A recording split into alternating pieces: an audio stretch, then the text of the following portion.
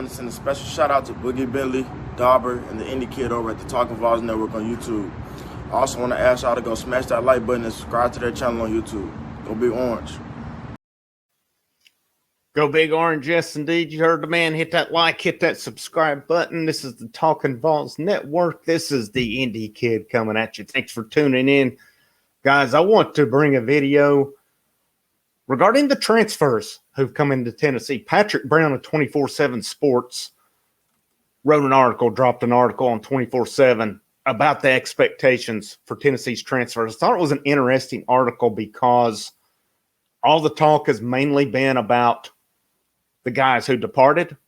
It's been about mainly with the incoming transfers. Most of the talk's been centered on Joe Milton. Boogie's dropped videos addressing guys who have transferred in. We've talked about them on live shows. You know, there's been plenty of videos where these transfers have been talked about and what have you. But I thought this was a really interesting article just because recently there were the updated transfer rankings and Tennessee had many guys on it. Too many, so to speak. I like these guys Tennessee has added in this transfer window. And again, they've lost many guys. There's a reason I chose the Jabari Small cameo for the beginning because I thought it was interesting the way Tennessee added by position this year. Before I go any further, though, you're Jabari Small. Hit that like, hit subscribe. Make sure you check out the official merchandise of the Talkin VAWLS Network scrolling across the bottom right here. We got T-shirts, hats, baseball tees, hoodies, coffee mugs, etc. You guys check it out. We appreciate anything you guys purchase along the way. Again, back to the video, the transfers. Interesting topic as we're getting closer and closer to fall camp starting. And it's, you know, the most exciting time of the year. Hopefully everything will go down this year as far as football goes. Hopefully it's not another year like last year. And you guys know what I'm referring to on it. I don't need to go any further than that. Football's almost here. Regardless of how Tennessee does, that's still our I think most people's favorite time of the year is for football. Transfer additions of Tennessee had upwards of 29, around 29 guys leave the program. And that stinks. There's some good players who left for sure. Some obvious depth that left. But I want to shift the focus. And again, I like Patrick's article. And not plagiarizing off of it. I just thought it was a good article. And I just want to kind of break down those transfers as well. Of course, the first one come in while Jeremy Pruitt was still the head coach and Hendon Hooker. And then you had Chase McGrath. So Hendon Hooker, obviously quarterback from Virginia Tech, who's transferred in. And then you have Chase McGrath, place kicker who transferred from USC, who could be a big addition right there because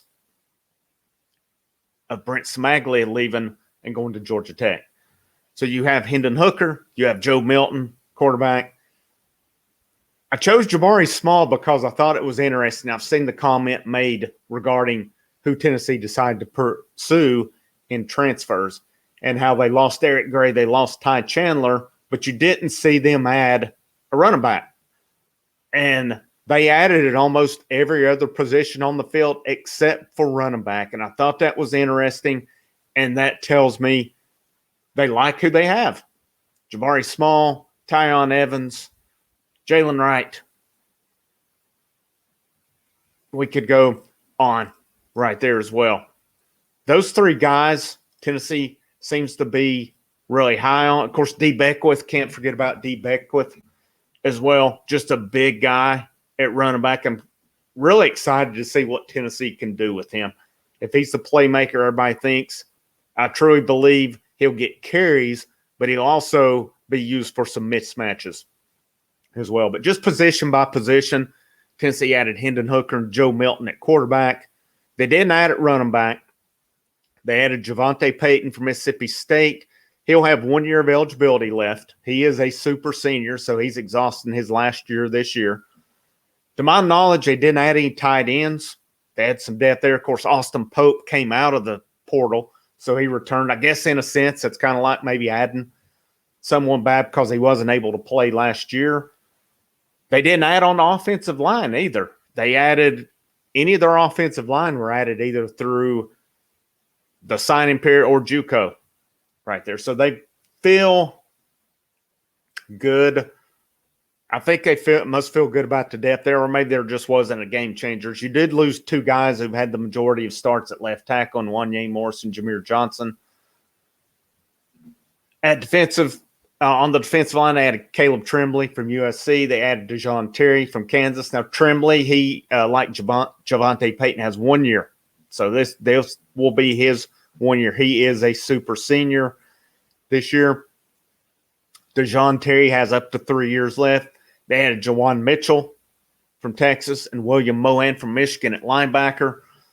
Mitchell, and I'll kind of get into each individual guy here in a minute. And then at defensive back, Kamal Haddon from Auburn. He'd gone JUCO to Auburn and transferring in Brandon Turnage from Alabama. I feel like really bolstered some spots there. Now, the position breakdown, Boogie has made videos talking about the quarterbacks. Who's it going to be? Pro Football Focus said Hendon Hooker. They give him the nod. I think it's a Hooker, Milton, Harrison Bailey. I think it's between them. If Brian Maurer would cut down on the just killer plays, I think he would be in the mix as well. He's generated some buzz before. He's done some positive things. It's just that for each good play, it seems he really negates that with a negative play. If he can clean things up, and who's to say he can't? He can be in the mix. But right now, I predominantly think it's between Milton, Bailey, and Hooker. And, even a lot of people close to it thinks it's Hooker or Bailey right there. Or I'm sorry, Milton or Bailey. So we'll see how it goes. Running back, again, good depth. I think that unit will surprise. I think they'll definitely surprise us. Yeah, it's going to hurt losing Eric Gray and Ty Chandler. Eric Gray was by all means, he was the best offensive player last year. I like what Small and Evans bring. I think they're going to be really good back there. Receiver, Peyton, because let's face it, at receiver, there's not a ton of experience coming back. Velus Jones, he's a super senior coming back. He wasn't utilized till late in the year. Same with Jalen Hyatt. Of course, Jalen Hyatt will be a sophomore. Had a little over 200 yards last year. Was definitely underutilized. That's the two guys you're going to rely on. But Javonte Payton's going to be relied on as well. Got to think Chase McGrath will have a good shot at winning the place kicking duties there. From my understanding, he has a couple years. That could be a big addition right there. Samaglia didn't have it last year, and I know he was injured. Didn't have it was an uncharacteristic year for him. Offensive line, again, that was mainly through just signings and JUCO. I think Caleb Tremblay and Dejon Terry have a real shot to make an impact on the defensive line. I'm not going to say they're going to start, but I definitely think they will be in the two deep, especially when you factor in that Greg Emerson and Daryl Middleton left. Haven't seen where Emerson's enrolled. Middleton's going to West Virginia. Jawan Mitchell, I have to think with Toa and Crouch leaving. Jawan Mitchell, he's got to be a day one starter. Was Texas leading tackler last year. And from where I've seen Mohan projected is kind of a hybrid guy. Maybe he can play based on his size. I'm not sure he can play nickel, but some linebacker, maybe slide down into a hybrid position along the line. Seems that Tennessee is going to have a base 4-3, but one of those positions, from what I'm gathering, is kind of hybrid in a respect. I think Mohan may fit well at that.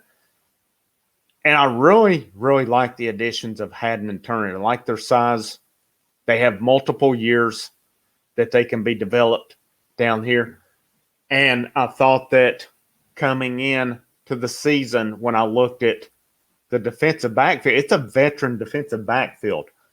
I was really happy with these additions, and I think these could prove big additions over the next few years. And these guys have up to 3 years remaining. We'll see how Tennessee does this year. They've lost a lot of guys. It's going to be a change in system.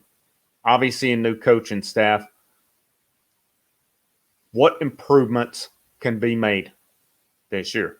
Again, with these transfers, it says in article, Peyton and Tremblay, they're the lone super seniors. That means they're 1 year and out. Joe Milton, DeJohn Terry, William Mohan, Haddon, and Turnage, they all have up to 3 years of eligibility left due to the COVID year not counting against them last year. A lot of turnover on this roster. Again, you never want to lose top contributors along the way. I'm excited what these guys are going to add to the fold. It's going to make a difference at quarterback. I think, and we'll see where Harrison Bailey does. He's going to be in the mix.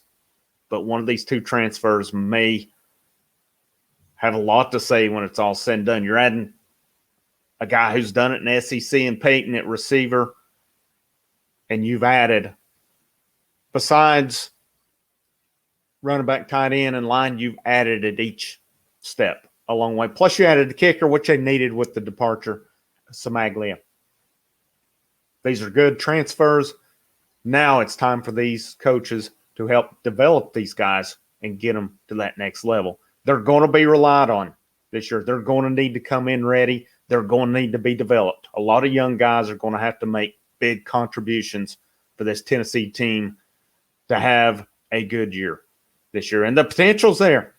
It's just a matter of, where's the pride? Is there this pride we talked about? These kids have, unfortunately, the kids are the ones who it's all come back on, not these coaches who are off and out of there. Unfortunately, the kids felt the brunt of it. We're going to see the pride that's down there. I feel there's going to be a lot of pride in players. I feel these coaches have really taken the pride, just coming in based on how they form these relationships with the players. I think it's going – sometimes the sexiest hire, it's not the best hire. Sometimes you need to be able to format relationships, meet guys where they're at. That way you can truly know how to develop them, how they'll take it, and where they'll go from there. Thanks for tuning in, guys. You guys have a good rest of the day. And in the words of Boogie Bentley, go Big Orange.